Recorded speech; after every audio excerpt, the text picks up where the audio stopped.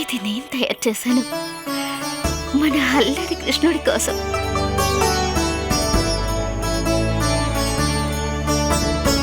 కానీ ఇది తనకు సరిగ్గా సరిపోతుందా?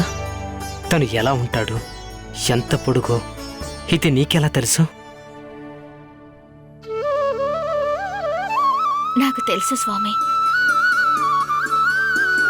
నా మస్తిష్కం తన ముఖార విందం అంకితమైపోయింది. నా హృదయంలో తను పెద్దవాడైపోవడం నేను చూశాను. మరైతే నాకు కూడా చెప్పు దేవకి, తను ఎలా ఉన్నాడు? ఎంత అల్లరివాడు తను దేవకి. నీ అల్లరితనం ఎక్కువైంది. నీ వేషాలింక సాగవు. అర్థమైందా? స్నానం జపం చేసుకునేదేమీ లేదా? చెప్పు దేవకి, మన కుమారుడు ఎలా ఉంటాడు? విచిత్రమైన అనుభూతి. దివ్య ప్రభతో ఉన్నాడు. సూర్యుడి వెలుగు లాంటి వెలుగు తనది.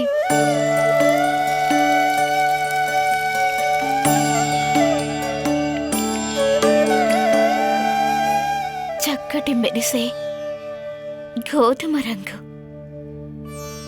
ఎవరు చూసినా సరే మనసు ఆనంద తన్మయంలో ఉండిపోతుంది. అమ్మ, నీళ్లు ఇంత చల్లగా ఎందుకుంటాయి? ఎందుకంటే నా కన్నయ్యకు స్నానం చేసేటప్పుడు ఆనందం కలగడానికి.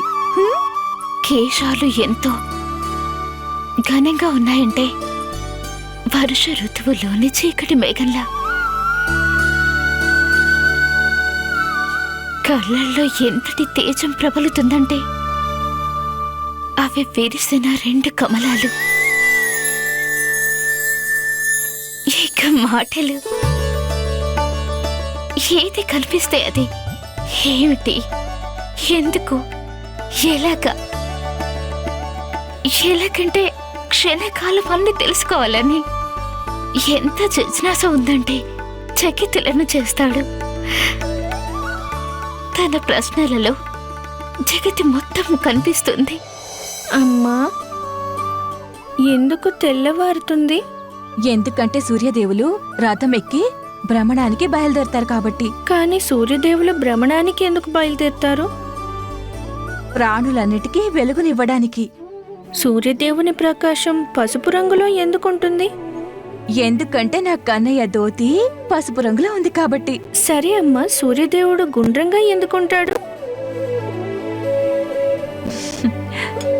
ఎందుకంటే నా కన్నయ్య మాటలు కూడా గుండ్రంగా తిరుగుతుంటాయి కాబట్టి.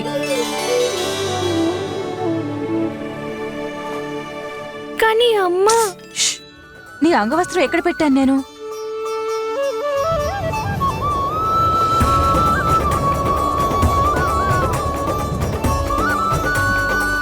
వస్త్రాల ఆభరణాలతో పాటు ఇక్కడే పెట్టాను కదా, ఎట్టెళ్ళిపోయింది?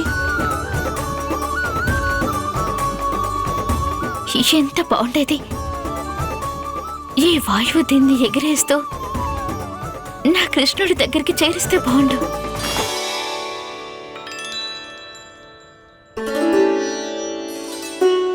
ఇది ఇక్కడ పెట్టానా నేను?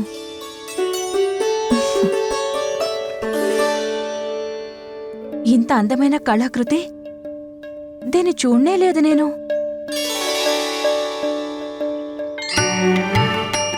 ఇది వేసుకున్నాక నువ్వు ఇంకా అందంగా ఉంటావు కన్నయ్య. రా.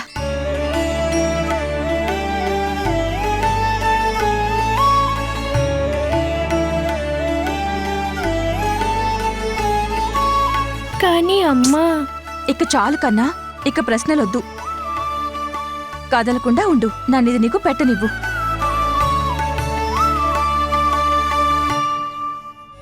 పసుపు వస్త్రధారణలో తను నెమ్మలి పింఛం పెట్టుకుని అలంకరించుకున్నప్పుడు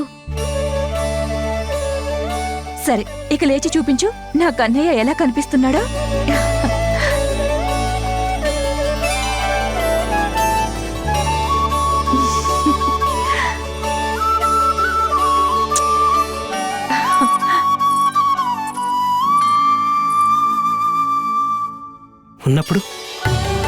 ఉన్నప్పుడేంటి దేవకి, ఎలా ఉంటాడు కృష్ణుడు? నెమ్మలి పింఛంతో పాటు అలంకరించుకొని సిద్ధమవుతాడు.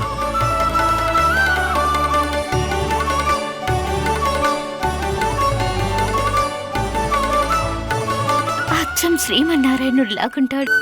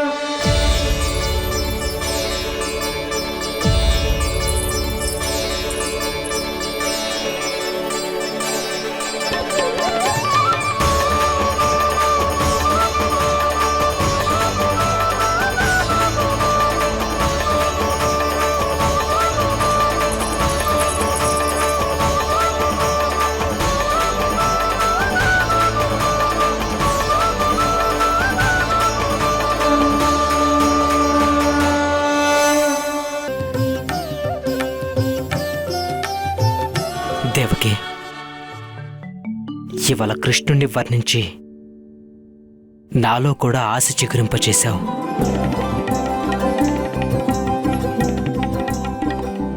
స్వామి ఉన్నంత వరకు నమ్మకం ఉంది. తప్పకుండా ఆ రోజు వస్తుందని నమ్మకం ఉంది. మన కుమారుడు కారాగార సమానమైన ఈ కక్ష నుంచి మనల్ని బయటికి తీసుకెళ్ళడానికి తప్పకుండా వస్తాడు. అప్పుడే కంసుని అత్యాచారాలను కూడా అంతం చేస్తాడు.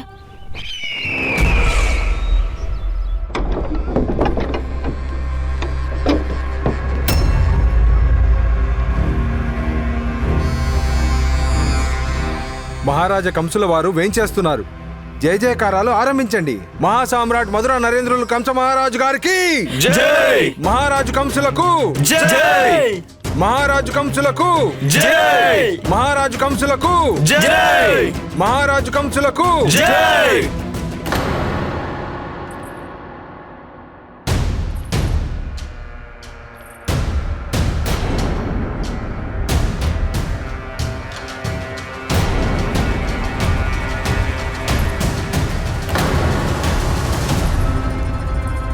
అస్తే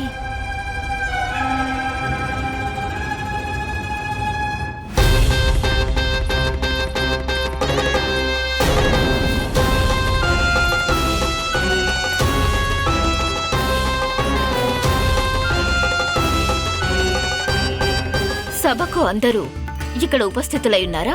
ఉన్నారు మహారాణి.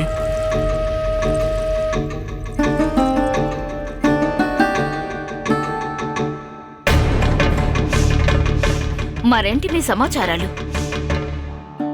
మాస పన్నులు పోగు చేసి కోశాగారంలో జమ చేయించాం మహారాణి. మనం త్వరలోనే వేరొక కోశాగారం ఏర్పాటు చేసుకోవాల్సి ఉంది. కొత్త శాస్త్రములు కూడా వచ్చాయి యువరాణి. ఇంతకు ముందు కూడా పదునైన అంచు కలిగి ఉన్నవి, ఎంతో అధిక శక్తి సంపన్నమైనవి మహారాణి. మన నిపుణ యోధులు స్వయంగా పరీక్షించారు వాటిని.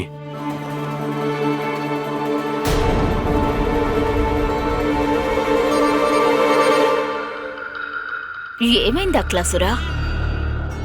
నీ దగ్గర సలహాలు సమాచారాలు ఏమీ లేవా? సమాచారం తప్పకుండా ఇస్తాను మహారాణి. కానీ ముందు మహారాజు గారి గురించి సమాచారం తెలుసుకోవాలనుకుంటున్నాను.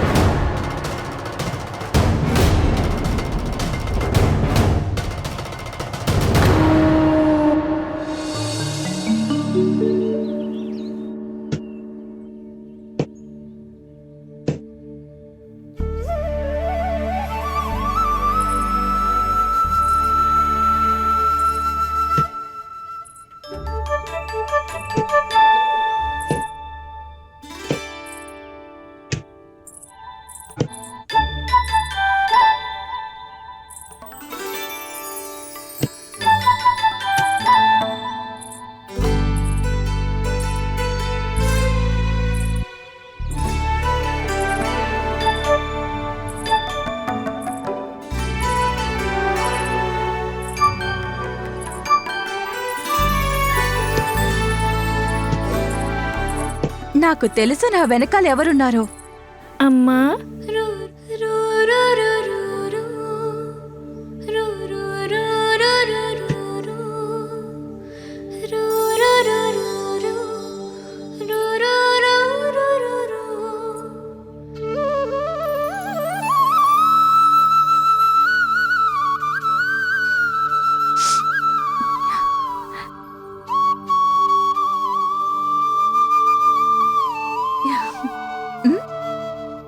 మీకు ప్రతిసారి ఎలా తెలిసిపోతుందమ్మా?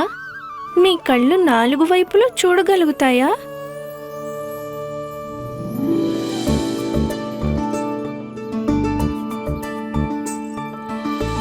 కనపడనివ్వకండి ప్రభు.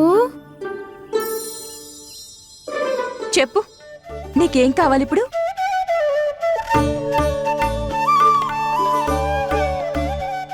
లడ్డు కావాలా?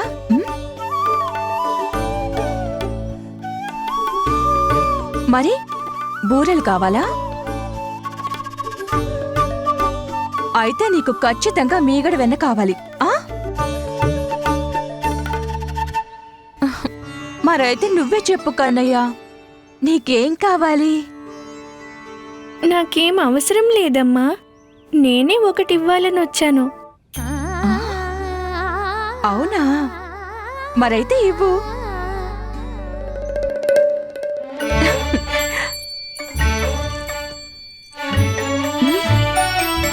చేయి ముందుకు చాపు.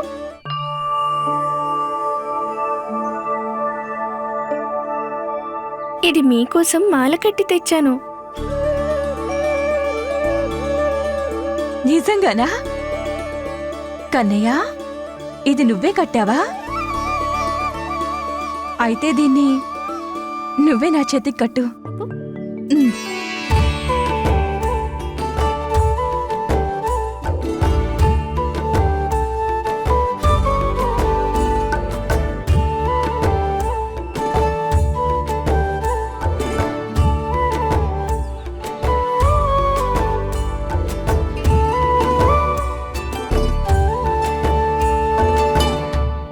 అమ్మా, ఎంత సులభం అనుకున్నానో అంత సులభంగా లేదమ్మా, చాలా కఠినంగా ఉంది. అయితే ఏమవుతుంది? కన్నయ్య ప్రతి కష్టాన్ని సులభం చేయడానికి అమ్మ ఉంది కదా, నేను కడతాను.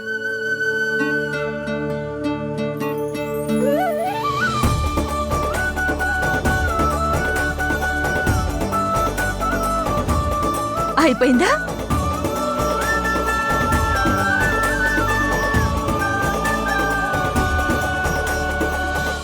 అమ్మ, పూలింత అందంగా ఎందుకుంటాయి? ఎందుకంటే అవి నీలాగే అందంగా ఉంటాయి కాబట్టి. మరి ఈ పూలు ఎలా వస్తాయి? మొక్కల నుంచి. పూలన్నీ మొక్కల నుంచే వస్తాయా? అవును కన్నయ్య.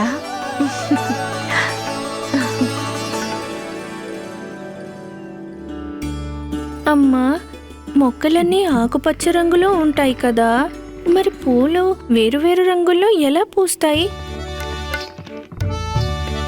చెప్పవా అమ్మా? బోలెడు ప్రశ్నలు అడిగేశావు, ఇక నా పని చేసుకొనివ్వు. అమ్మా, చివరిగా ఒక ప్రశ్న అడగనా? అడుగు. ఇవాళే అడుగుతావు కదరా, లేదా సదానందుల వారిని పిలిపించి ముహూర్తం పెట్టించాలా? అమ్మా, నేను అడగాలనుకున్నది ఏంటంటే, ఇవాళ నేను బయటికి వెళ్ళొచ్చా?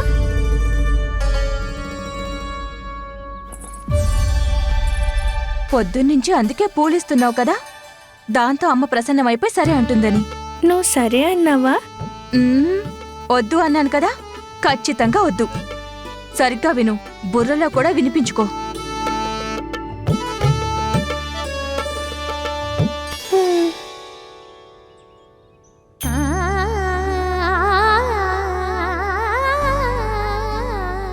అయినా నువ్వు బయటికి ఎందుకోసం వెళ్ళాలి? నా మిత్రులతో ఆడుకోవడానికమ్మా. ఆ ఆటలేదో ఇక్కడే ఆడుకోవచ్చు కదా. నీ మిత్రుల్ని కూడా మళ్ళీ ఇంటికి రమ్మని చెప్పు. నిజంగానే అమ్మా, పిలుచుకోనా? గోకుల రాకుమారుడికి తల్లిని నేను, అబద్ధం ఎందుకు చెప్తాను? నేనింకా ఇది కూడా అనుకుంటున్నాను, నా రాకుమారుడి మిత్రుల కోసం ఏదైనా ప్రత్యేకంగా చెయ్యాలని. నువ్వు చాలా మంచిదానివమ్మా. ఇప్పుడే పిలుస్తాను వాళ్ళని. వెళ్ళు, జాగ్రత్తగా.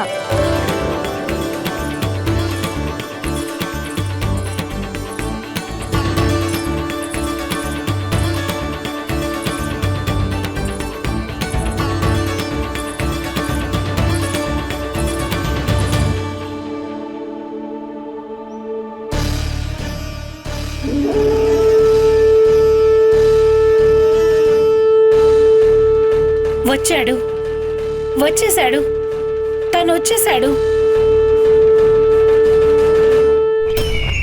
ఏమైంది అక్కలసురా? నీ దగ్గర రాజ్యం కోసం సలహాలు ఏమీ లేవా?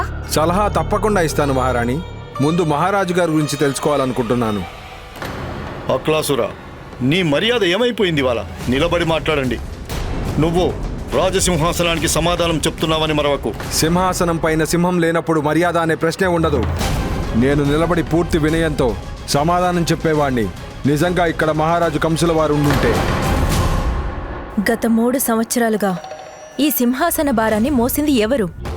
మహారాజు గారి ప్రతినిధి రూపంలో మధురని ఎవరు సమృద్ధిగా, అధిక శక్తిశాలిగా చేశారు? చెప్పండి, ఎవరి హస్తాల్లో క్షేమంగా ఉండగలిగింది మహారాజు కంసుల వారి రాజ్యపాలన? ఇదే కదా నా ప్రశ్న మహారాణి. సామ్రాజ్యం కంస మహారాజు గారిది, సింహాసనం కంస మహారాజుల గారిది. కానీ అదృశ్యమైంది ఎవరు? స్వయంగా కంస మహారాజు గారే. మీరే చెప్పండి మహారాణి, మహారాజు గారు ఎక్కడున్నారు?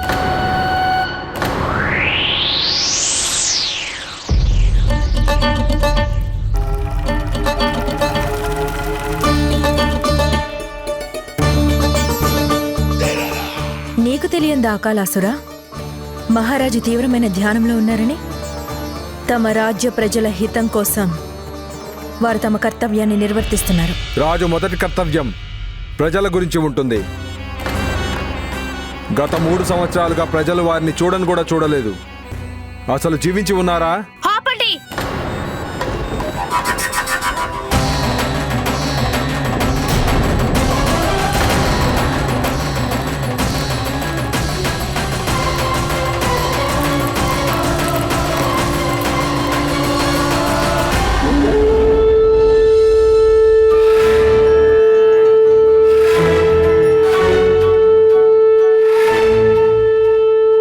అందరూ పదండి, కన్నయ్య పిలుస్తున్నాడు. అమ్మా, కన్నయ్య పిలుస్తున్నాడు, నేను వెళ్తున్నా. అమ్మ, కన్నయ్య పిలిచాడు, నేను వెళ్తున్నాను. ఇక చూడు, ఇల్లు కాస్త ఇప్పుడు ఆటల మైదానంగా మారుతుంది. క్రీడాకారులు వస్తూనే ఉంటారు. అందరికంటే ముందు వచ్చేవాడే కన్నయ్యకు అందరిలో ఇష్టుడు, ఆజ్ఞాకారి మిత్రుడు కూడా, సుబలుడు.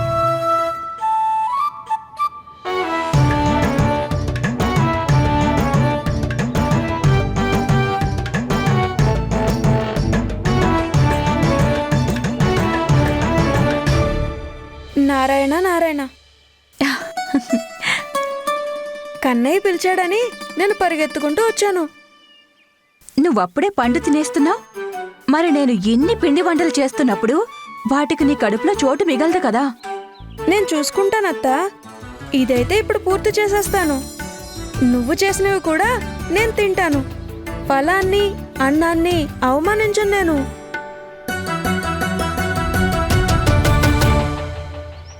ఇక రెండోవాడొస్తాడు విపరీత ప్రవర్తనతో. మొత్తం గోకులంలో అందరికీ తెలుసు. కన్నయ్యకు మొట్టమొదటి మిత్రుడు సుమతి కుమారుడు ఉజ్వలుడు.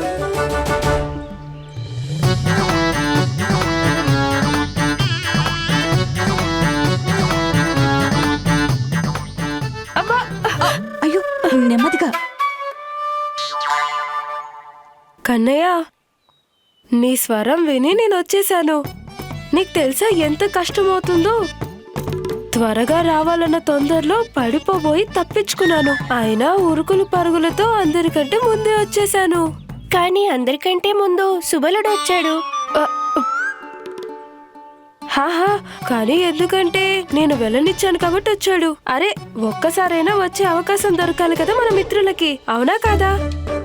ఒకడి కడుపు మాటలతో నిండదు, ఇంకొకటిది ఎంత తిన్నా సరిపోదు. కానీ సుబల, నువ్వు తిన్నదంతా అసలు ఎట్టుపోతుంది. నా ఆకారం పెద్దది కదా, అందుకే అధికంగా ఆహారం అవసరం ఉంటుంది. సుబల, నువ్వేం చింతించకు, నీకిష్టమైన వంటకాలే చేశాను. పాయసమా? ఇప్పుడు చూడండి అందరూ, ఇప్పుడు వస్తాడు, తను మాట్లాడతాడు కానీ చాలా చాలా నెమ్మదిగా, కానీ పరుగు మాత్రం అశ్వవేగంతో ఉంటుంది. కన్నయ్య పిలుపు వినిపించింది, నా కాళ్లకు గతి పెరిగింది. అరే వా యశోదా, నీకన్నీ తెలుసు. ఎవరు ఎలా ప్రవర్తిస్తారు, ఎవరికి ఏ పదార్థాలు ఇష్టమో అని. నాకిది కూడా తెలుసు, తరువాత ఎవరొస్తారు. అవునా? అయితే చెప్పు ఎవరు? ఇప్పుడొచ్చేది గోకులానికి గొప్ప సత్యవంతుడు, పూర్ణత్త మనవడు మధుమంగళుడు.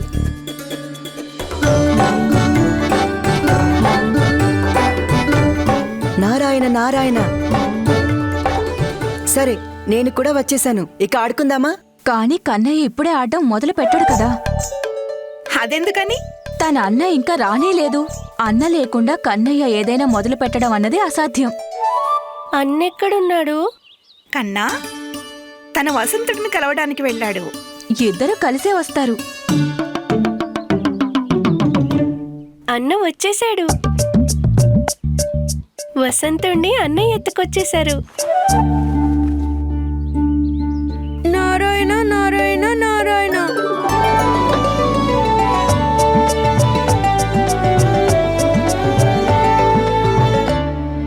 బలరాం, వసంతుని భుజాలపైన మోయాల్సిన అవసరం ఏముంది? భుజాలపై మోయకపోతే వచ్చేవాడు కాదు చిన్నాన్న. ఒక మూలాన బహిర్గతంగా కూర్చున్నాడు, ఇంకా నారాయణ నారాయణ అంటూ జపం చేస్తూ. ఇంకేం మరి, నారాయణ నామంతో అన్నయ్య సాయం చేశాడు కదా. భూత ప్రేతాల భయమా ఏమైనా? ఎందుకంటే నేను కూడా అదే దారిలో వస్తున్నప్పుడు అప్పుడు నా వెంట కూడా ఒక భూతం వెంట పడింది. దానికి ఇంత పొడవు చేతులున్నాయి, ఇంకా పాదాలు. భూతం కాదు, పిల్లి వెంట పడింది. సరే పదండి, మనం దాగుడు మూతలు ఆడుకుందాం. మహారాజులంటే నాకు అమిత గౌరవం, కానీ మహారాజు గారి స్థానం ఇంకెవరూ తీసుకోవడానికి వీల్లేదు. మీరందరూ ఆలోచించండి, మహారాజు గారు తమ ప్రజలతో దాగుడు మూతలు ఎందుకు ఆడుతున్నారు?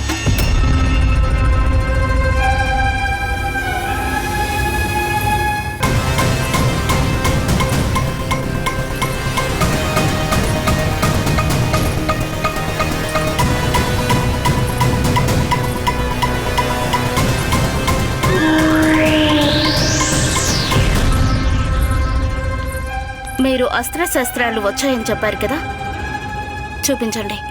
అలాగే, తీసుకురండి.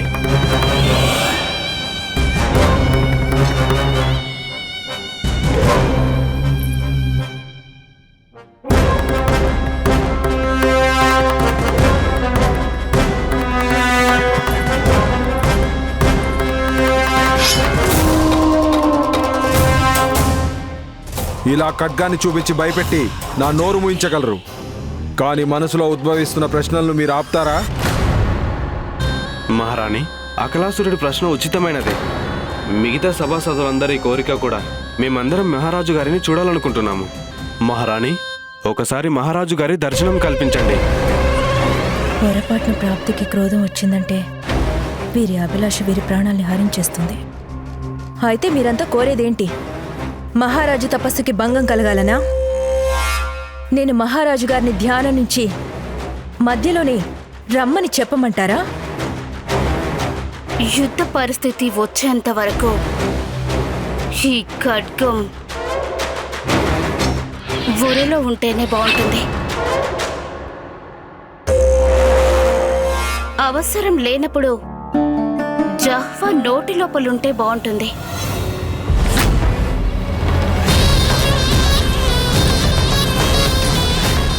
మీ అందరికీ మహారాజుని కలిసేందుకు పూర్తి అవకాశం ఉంది.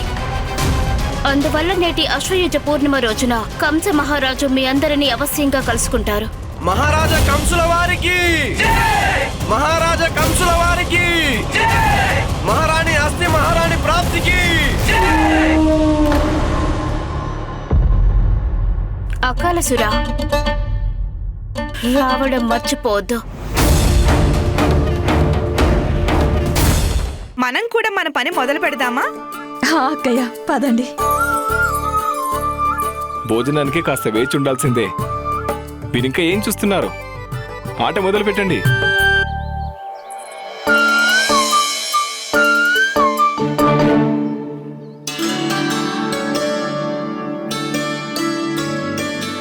చెప్పండి, ముందెవరు లెక్క పెడతారు? సరే. ఎప్పుడు నా కన్నయ్యనే ముందాడిస్తారు. దానికి నా అమాయకపు కన్నయ్య ఒప్పేసుకుంటాడు కూడా. పిల్లలకు ఎలా సంతోషంగా ఉంటే అలా ఆడుకొని రాదు?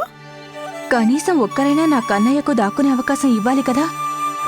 మహాప్రావీణ్యుడు దాక్కోవడంలో ఇది ఎవరికి అర్థమవుతుంది? 1 కన్నయ్య మోసం చేయొద్దు. లేదంటే మళ్ళీ మొదలు పెట్టాల్సి ఉంటుంది. 1 దాక్కునే వాళ్ళు అనేకం.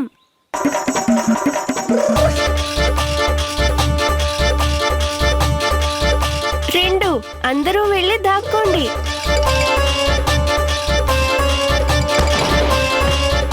3 బూర ఊదుకుంటూ వస్తున్నాడు భీముడు. 4 అందరూ తయారు కదా. 5 చూడండి ఇప్పుడు కన్నయ్య నాట్యం.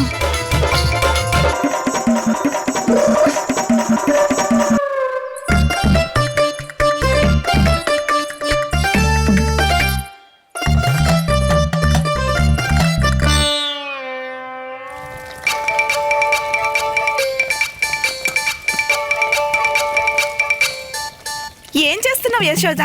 ఆ, నీ ధ్యాస ఎక్కడుంది? ఇక్కడే ఉంది అక్కయ్య. జలం ఎక్కువయ్యాయి కదా, ఇంకొంచెం పిండి కలుపుతాను. పిల్లలందరూ కడుపు నిండా పూరీలు తింటారు. దాక్కోవడంలో స్వయంగా పారంగతుడైన నా ముందు ఎంతసేపు దాక్కుంటారో చూస్తాను.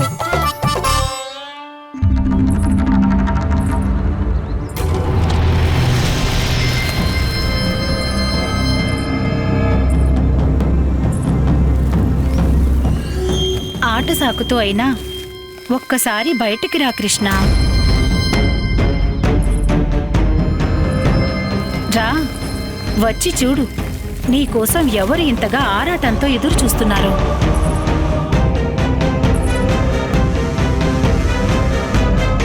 కన్నయ్య, బయట ఎవరిని దాక్కోవద్దని చెప్పాను. బయట ఎవరు దాక్కోలేదు.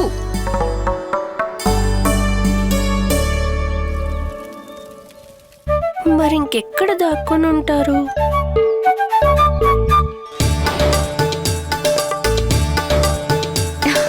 నాకు తెలుసు, వంట సిద్ధం అవ్వగానే ముందు ఎవరొస్తారో తినడానికని.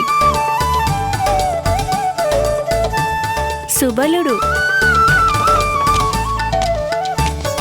ద్వారం వెనక సుబలుడు దాక్కున్నాడా?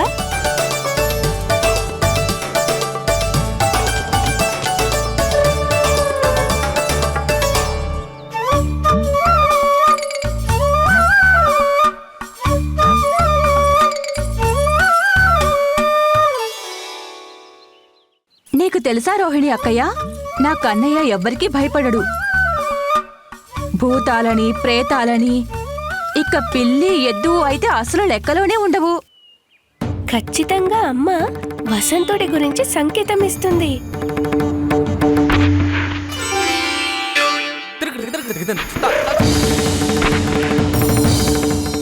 వసంత, నువ్వు కుండలో దాక్కున్నావు కదా, రారా బయటకు రా.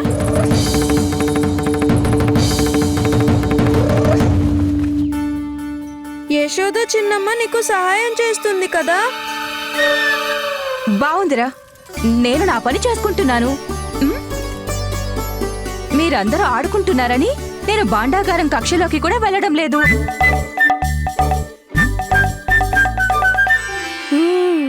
భాండాగారంలో ఎవరో దాక్కునున్నారన్నమాట.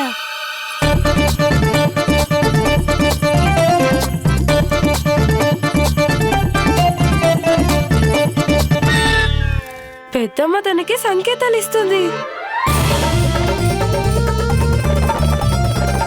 ఇది మంచిది కాదు చిన్నమ్మ. మీరు మోసం చేస్తున్నారు పెద్దమ్మ. మోసం మోసం మోసం మోసం మోసం మోసం మోసం మోసం మోసం మోసం. బావుందిరా. నేను మోసం చేయడమా? ఇది అసలు జరగనే జరగదు. మీరు కన్నయ్యకి సంకేతాలు ఇచ్చారు. మీరు మోసం చేస్తున్నారు పెద్దమ్మ. అలాగా? నేను మోసం చేస్తున్నానా? మీరందరూ ముందు వాడిని దొంగని చేసి మోసం చేస్తున్నారు. ఇది సరికాదు పెద్దమ్మ. పెద్దమ్మ మోసం చేసింది. చిన్నమ్మ మోసం చేసింది. చిన్నమ్మ మోసం చేసింది. చిన్నమ్మ మోసం చేసింది. చిన్నమ్మ మోసం చేసింది.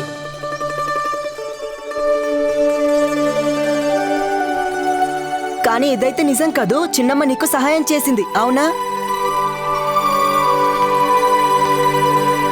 నువ్వు అలా చేయకుండా ఉండాల్సింది యశోదా. పిల్లల మధ్యలోకి మీరెందుకు వస్తున్నారు? అరే నేను మధ్యలోకి వచ్చానా? పిల్లల మధ్యలోకి నువ్వే వచ్చింది. ఇది సరికాదు చిన్నగా పెద్దమ్మ. సత్యం పలికారు. చిన్నగా సత్యం పలికారు. చిన్నగా సత్యం పలికారు. చిన్నగా సత్యం పలికారు. మీ ఆట మధ్యలోకి నేనొచ్చానా? ఖచ్చితంగానా? ఎందుకంటే మీకోసం రుచికరమైన క్షీర పాయసం పూరీలు చేద్దామని వెళ్తున్నాను. అది కూడా వెన్న వేసి. అమ్మ నాకంటే చతురురాలు. ఆఖరి అవకాశం ఇస్తున్నాను. నేను మీ మధ్యలోకి వచ్చానా? లేదు. నేను మోసం చేస్తున్నానా? లేదు. ఖచ్చితంగానా? అవును పెద్దమ్మ, మీరైతే మీ పనిలో ఉన్నారు. మా కోసం పిండి వంటలు చేస్తున్నావు. ఇంకే మరి, అందరూ వరుసగా కూర్చోండి, రుచికరమైన భోజనం తిందురు గాని. రండి.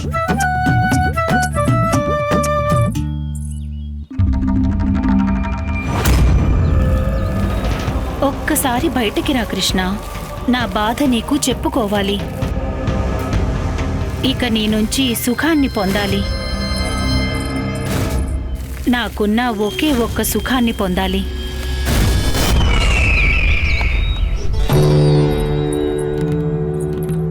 అందరికీ నమ్మకంగా చెప్పడం అయితే చెప్పావు, కానీ ఈ పరిస్థితుల్లో సభాసదులు ఎలా కలవగలుగుతారు? ఒకవేళ త్వరలో వాళ్ళు మహారాజుని కలవకపోతే మీరు మృతులనుకొని అందరూ విద్రోహం చేస్తారు. మనలను రాజసింహాసనం నుంచి దింపేస్తారు. మన మీద దాడి చేసినప్పుడు మనం ఇంకేం చేయలేం కూడా. అందువల్ల మన దగ్గర వేరే దారేది లేదు. అస్తే మనం ఏదో విధంగా వీరిని ఈ కక్ష నుంచి బయటికి తీసుకురావాల్సిందే.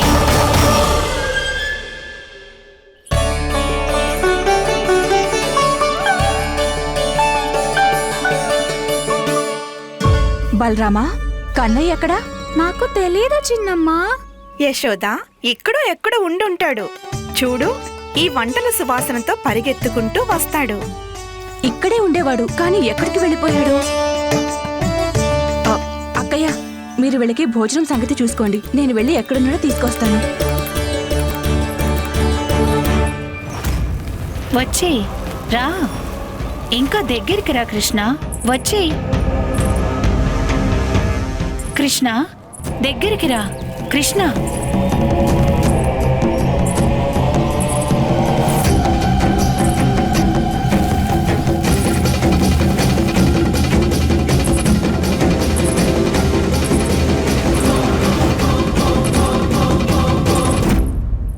కన్నయ్య,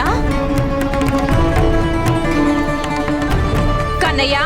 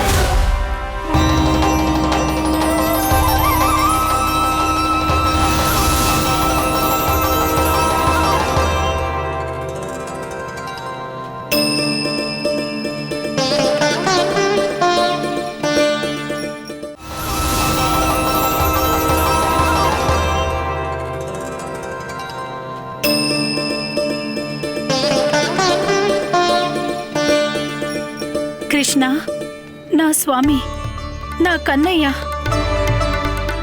ఇవాళ నా ఎన్నో ఏళ్ల కోరిక తీర్చేశావు. నీ చరణ స్పర్శ కోసం ఎంతగానో ఎదురు చూశాను. ఇంత దీర్ఘకాలం ఎదురు చూడాల్సి వచ్చినందుకు క్షమించు భూదేవి. చెప్పండి, ఈ ఆలస్యానికి ప్రాయశ్చిత్తంగా నన్నేం చేయమంటారు? నాకు కావలసింది నాకు ముందే లభించేసింది ప్రభు. మీ చరణ కమలాలు నాపై మోపి మీరు నన్ను కృతార్థురాలిని చేశారు. కానీ నేను మీకివ్వడానికి నా దగ్గర తుచ్చమైన మట్టి, రాళ్ళు తప్ప ఇంకేమీ లేవు. మీకు నేను ఏం బహుమతి ఇవ్వగలను ప్రభు? మీరు ప్రాణులన్నిటికీ మీ పైన స్థలం కల్పిస్తున్నారు దేవి. ఎవరు పాపాత్ముడైనా పుణ్యాత్ముడైనా ఎవరితోనూ పక్షపాతాన్ని చూపవు. అందువల్ల మీ మన్ను రాళ్ళు తుచ్చమైనవి కాదు దేవి. మీరు నిజంగానే నాకేదైనా కానుక ఇవ్వాలనుకుంటే ప్రేమ అంకితభావంతో మీ మన్నునివ్వండి. నేను ఆనందంగా స్వీకరిస్తాను.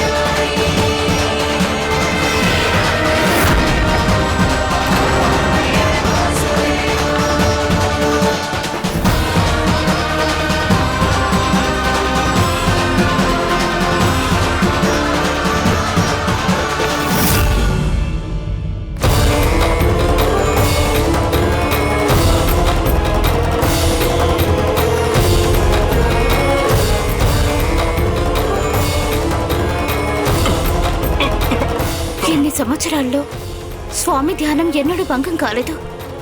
అలాంటిది ఇంత అకస్మాత్తుగా ఏం జరిగింది? స్వామి, మహారాజా, మహారాజా కొంచెం నెమ్మదించండి.